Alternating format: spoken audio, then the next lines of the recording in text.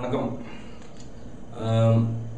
இந்த வீடியோ வந்து என்னன்னா, ஒரு நண்பர் ஒருத்தர் வந்து ட்விட்டரில் வந்து ஒரு பெரிய நியூஸ் அதை வந்து ஷேர் பண்ணிட்டு நான் இதை படித்து பாருங்க அப்படின்னாரு. படித்து பார்த்தேன். அது என்னென்னா, ஒரு ஐடி எம்ப்ளாயி ஒரு பெரிய நிறுவனத்தில் வேலை செய்கிறவங்க, ஹைதராபாத்தை சேர்ந்தவங்க, 27 வயசு பார்த்தா இறந்துட்டாங்க.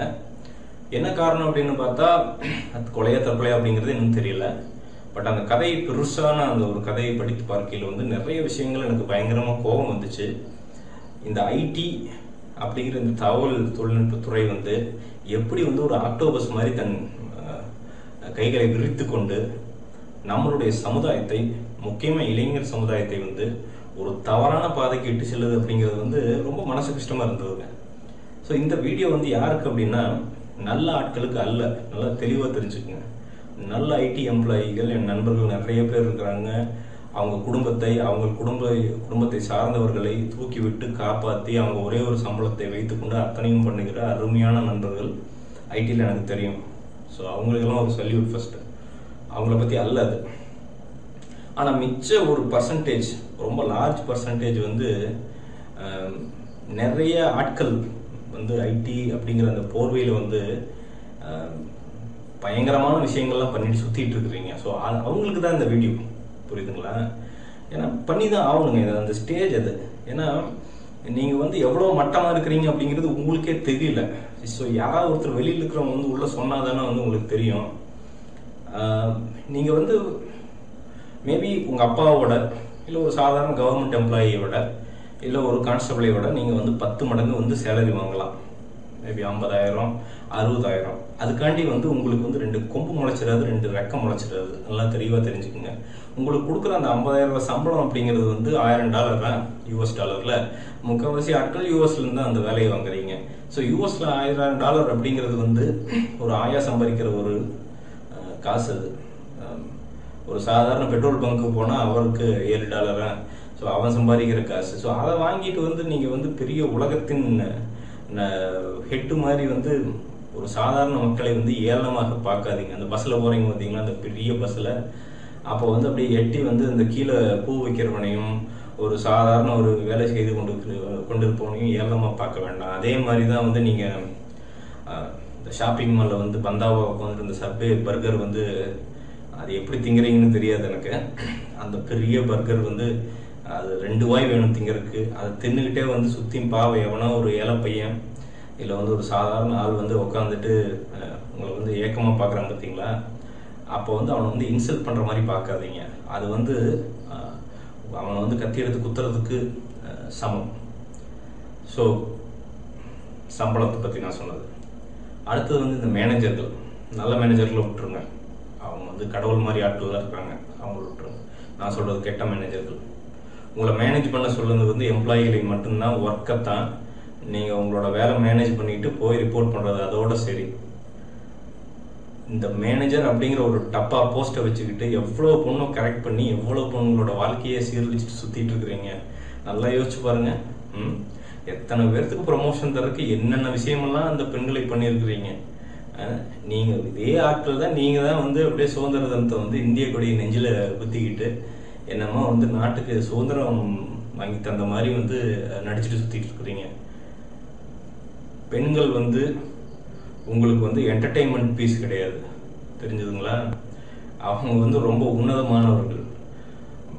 பெண்கள் அப்படின்னா எப்படி இருப்பாங்க என்ன அப்படின்னு மறந்துருச்சுன்னா, போய் உங்கள் அம்மா கிட்ட உட்காந்து உங்களை எப்படி பெற்றாங்க, எப்படி வந்து ஒரு 5 வருஷம் வந்து வளர்த்தாங்க அப்படின்னு கேட்டு பாருங்க. ஏன்னா நீங்கள் உங்களுக்கு முக்கால்வாசி பேர் மிடில் கிளாஸ், லோவர் மிடில் கிளாஸ்லேருந்து தான் வந்திருப்பீங்க. இந்த 2000க்கு முன்னாடி இருக்கிற டெக்னாலஜியே இல்லாத காலத்தில் எத்தனை பேர் வந்து தங்கள் உயிரை கொடுத்து உங்களை வந்து உருவாக்கினார்கள் அப்படிங்கிறது உங்களுக்கு தெரியாது. அப்படிப்பட்ட பெண்களை நீங்கள், அதான் நீங்களே தான் குண்டா தப்பா வச்சுக்கிட்டு பெரிய சேரில் கால அகலமாக வச்சுக்கிட்டு அப்படியே படுக்கிறதும் இல்லாமல் உட்காரதும் இல்லாமல் ஒரு பொசிஷனில் உட்காந்துக்கிட்டு ஊரே கேட்குற மாதிரி சிரிக்கிறீங்க பார்த்தீங்களா? அந்த மேனேஜர் தான் சொல்கிறேன். இந்த உங்களை தான் போய் கேளுங்க. அம்மா நான் என்ன பண்ணுன்னு கேட்டு திருப்பியும் எடுத்து உள்ளே வச்சுட்டு வாங்க. ஏன்னா இந்த வேலையை நீங்கள் சாஃப்ட்வேர் கம்பெனியை விட்டு வெளியில் எங்கே செஞ்சுருந்தாலும் இந்நேரம் வந்து உதச்சிருப்பாங்க. அது உதைக்காமட்ட காரணம் அப்படிங்கிறது உங்கள் அந்த இருக்கிற அந்த ஒரு பெரிய ஃபில்தி சிஸ்டத்தில் வந்து நடுவில் உட்காந்துருக்கிறீங்க. வெளியில் இருக்கிறவனுக்கு உள்ளே என்ன நடக்குதுன்னே தெரியல.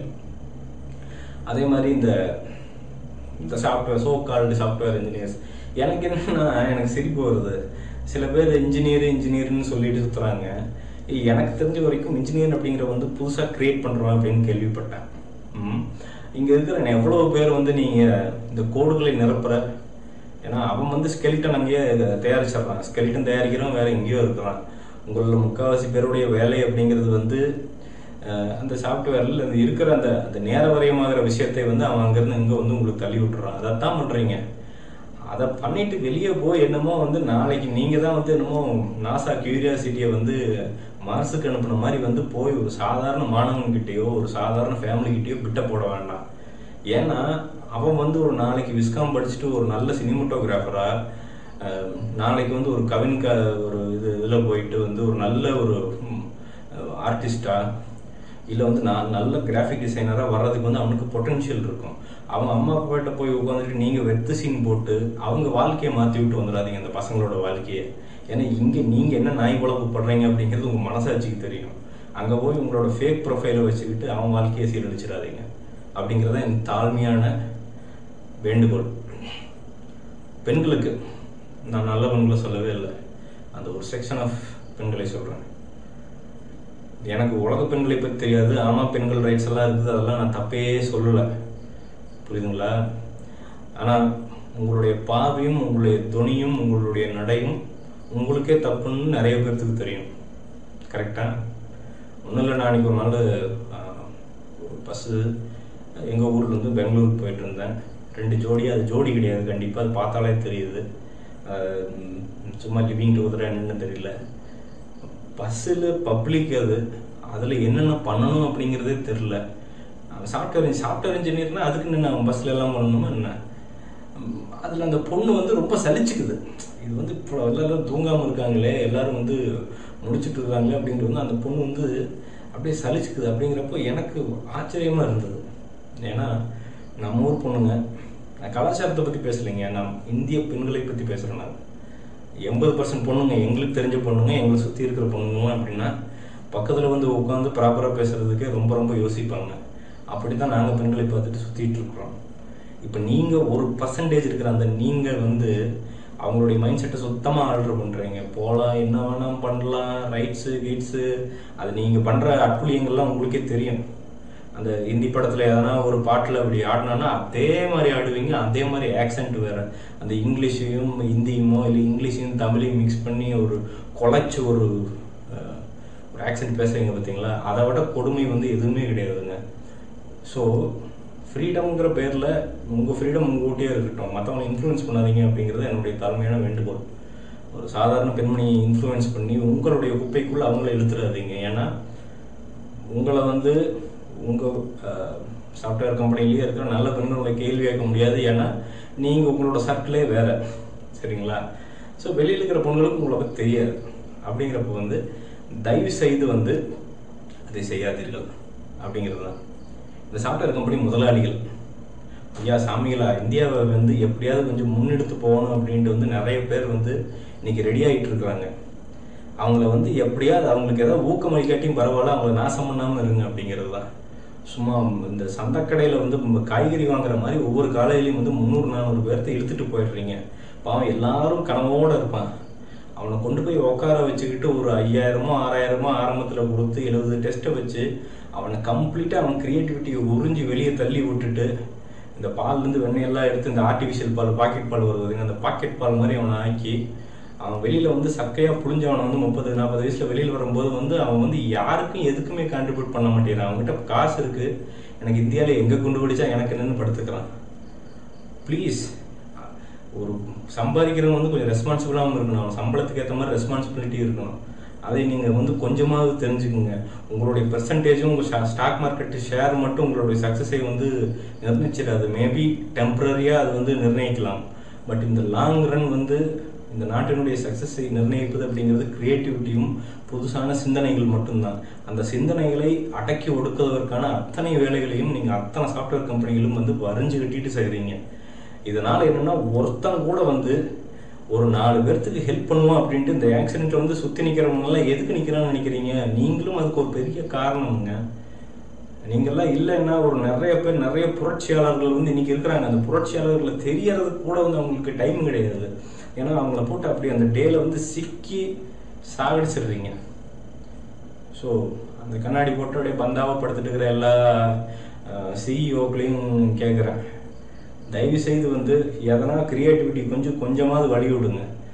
கொஞ்சம் வழி விட்டு அவங்களையும் வந்து எதாவது புதுசாக செய்கிறதுக்கு விடுங்க. 12 மணி நேரம் அவங்க வேலை செஞ்சாதான் வந்து வாழ்க்கை, இல்லைன்னா வந்து மரணம் அன்னைக்கு அப்படின்லாம் அவங்கள வந்து டீச் பண்ணாதீங்க. அவங்கள ப்ரெஷர் பண்ணி சாகடிக்காதீங்க. உங்கள் ஹெச்ஆர் மேனேஜரில் வச்சு மிரட்டாதீங்க. அப்ரைசல்னு சொல்லிட்டு வந்து அவங்கள ஆசை காட்டியே வந்து அவங்கள அழிக்காதீங்க. இது எல்லாம் தான் என்னுடைய வேண்டுகோள். ஆக மொத்தம் ஐடி எம்ப்ளாயிங்களான உங்களுக்கு நான் சொல்கிறது என்னென்னா, எவனையும் கேள்வி கேட்கறதுக்கு தைரியமாக முன்னாடி போய் நில்லுங்க. அவன் இந்திய பிரஜை தான், அவன் இந்திய நாட்டில் இருக்கிறான் தான், இந்திய சட்டத்திட்டம் அவனுக்கும் செல்லும் தான். அவன் ஐடி கம்பெனி வச்சிருக்கிறான் அப்படிங்கிற ஒரே காரணத்துக்காண்டி வந்து அவனை வந்து கேள்வியே கேட்க முடியாது. அந்த கேம்பஸ்குள்ளே வந்து அவன் போட்டது சட்டமெல்லாம் கிடையவே கிடையாதுங்க. இது இந்திய நாடு. உங்கள் சௌரியத்துக்கு நீங்கள் இருக்கலாம், நீங்கள் நல்லவங்களா இருந்தால், நல்ல எத்திக்ஸ் இருந்தால். ஸோ நீங்கள் வந்து கேள்வியே கேட்காம உட்காந்துட்டு உங்கள் மேனேஜரையும் அவனுக்கு மேலே இருக்கிறவனையெல்லாம் கடவுள்னு நினச்சா, இல்லாத கடவுள்னு நினைக்கிற மாதிரி தான் இருக்குங்க அது. சரி சார். ஸோ ப்ளீஸ் பெர்ஸ்பெக்டிவை மாற்றுங்க. உங்களால் ஒரு வருங்கால சமுதாயமே சீரழியருக்கு வந்து காத்துட்ருக்குது. தயவுசெய்து பணத்தை வைத்து கொண்டு வந்து மக்களை எடை போட்டு ஒரு சாராரை சுத்தமாக ஒதுக்கி அந்த விஷயங்களை இனியும் பண்ணாதீங்க. நம்ம எல்லாரும் சேர்ந்து ஒரே சமூகமாக முன்னேறுவதற்கு அந்த செக்ஷன் ஆஃப் பீப்புள் நீங்கள் இருக்கிறீங்க பார்த்தீங்களா, நீங்கள் மாறினீங்கன்னா அந்த முன்னேற்றம் அப்படிங்கிறது நிச்சயமாக வரும் அப்படிங்கிறது என்னுடைய தாழ்மையான கருத்து.